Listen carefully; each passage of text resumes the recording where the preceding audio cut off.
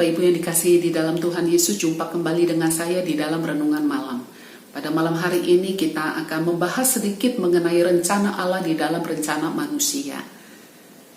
Ketika kita membangun sebuah rencana, baik itu rencana tentang masa depan, kehidupan keluarga, anak-anak kita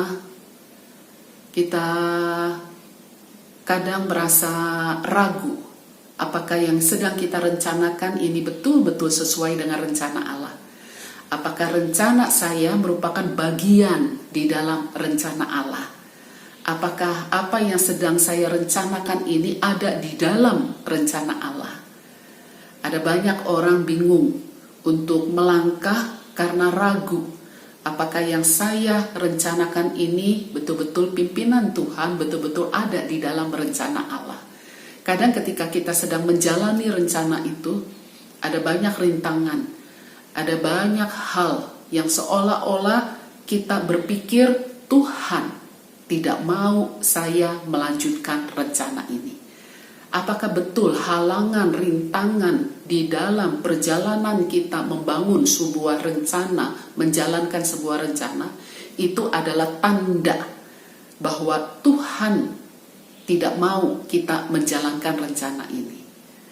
Mari kita melihat kisah perjalanan dari Rasul Paulus. Saya hanya mengutip satu ayat di dalam Kisah Para Rasul 27 ayatnya yang ke-43.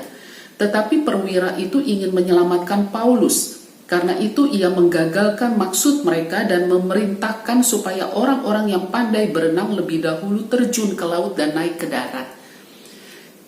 Satu ayat ini merupakan kutipan dari satu cerita yang besar tentang perjalanan Rasul Paulus menuju ke Roma.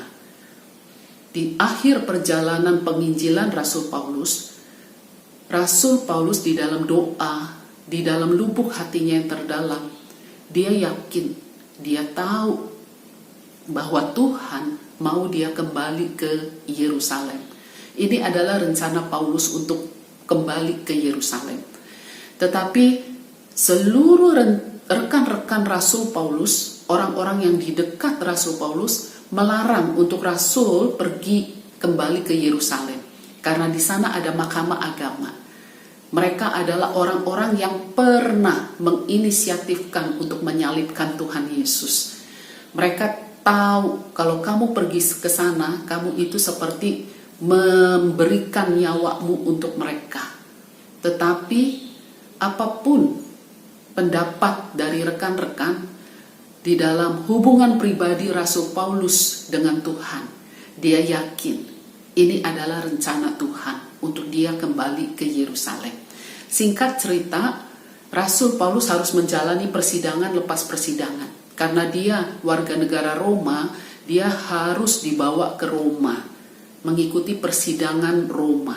Di dalam perjalanan ke Roma, maka kapal itu diterpa angin topan badai yang besar, sehingga kapal itu hampir kandas.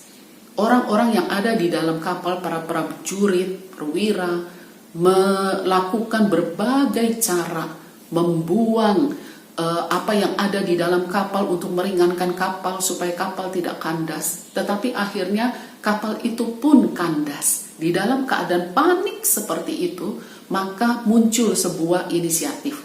Mari kita bunuh tahanan yang ada di dalam kapal.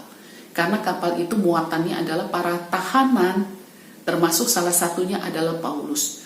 Daripada mereka melarikan diri, mari kita bunuh mereka. Tetapi di dalam perjalanan itu, Rasul Paulus berbeda. Karena dia yakin bahwa apa yang sedang dia kerjakan ini adalah rencana Allah.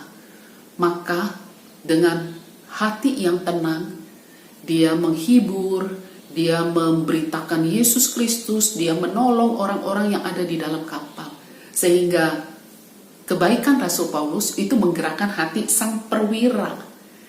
Dan dikatakan bahwa Tuhan memakai perwira ini untuk tetap menggenapi rencana Tuhan, supaya Paulus bisa tetap menuju jalan untuk kembali ke Yerusalem kelak. Tidak mati di situ, tidak meninggal karena badai topan. Dan lewat perwira ini, demi untuk menyelamatkan Paulus, demi untuk menggagalkan maksud orang-orang untuk membunuh para tahanan, dia memerintahkan supaya orang-orang yang pandai berenang lebih dahulu terjun ke laut dan naik ke darat. Dan semua orang yang ada di dalam kapal terselamatkan. Dan hari-hari di depan, Rasul Paulus sesuai dengan rencananya tetap dia menuju ke Yerusalem. Bapak Ibu yang dikasihi di dalam Tuhan, halangan, rintangan ketika kita sedang menjalani apa yang kita rencanakan, itu belum tentu karena Tuhan tidak mau kita menjalankan rencana itu.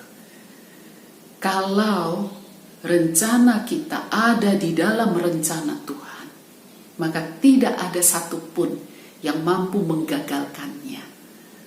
Rasul Paulus hampir mati di tengah laut.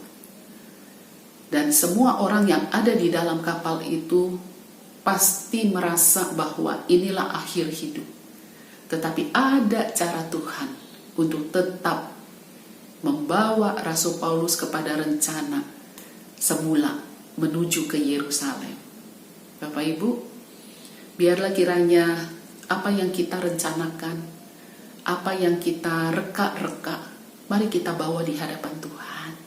Dan kita jalani rencana itu dengan hati yang tulus, dengan panjang sabar. Kalau rencana kita ada di dalam rencana Tuhan, maka tidak ada satu hal pun yang sanggup menggagalkannya. Mari kita masuk di dalam doa.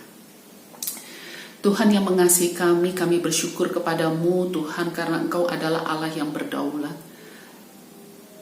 Meskipun di dalam perjalanan hidup kami mungkin ada di antara kami yang sudah merencanakan banyak hal sejak tahun 2020 yang lalu, tetapi karena masa pandemi ada banyak rencana yang gagal, yang patah di tengah jalan, yang terhalang. Bahkan kami berpikir bahwa mungkin ini bukan kehendak Tuhan. Bapa, kami percaya, kami meyakini jika apa yang sudah kami rencanakan ada di dalam rencana Allah, maka suatu saat sesuai dengan waktu Tuhan, hal itu pasti akan terwujud. Tetapi jika rencana kami tidak ada di dalam rencana Tuhan, maka segiat apapun yang kami lakukan, rencana itu tidak akan berhasil. Tuhan tolong kami, agar rintangan-rintangan yang ada di depan kami bukan menjadi penghalang untuk kami, sehingga kami menjadi patah semangat. Tuhan berkati setiap kami. Di dalam nama Tuhan Yesus kami berdoa bersama. Amin. Selamat malam Bapak Ibu sekalian.